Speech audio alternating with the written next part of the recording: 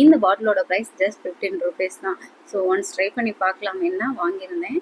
நார்மலாக நம்ம ஹேரில் ஆயில் அப்ளை பண்ணும்போது ஸோ எல்லா இடத்துலையும் வந்து ஆயில் அப்ளை ஆகுமான்றது தெரியலை.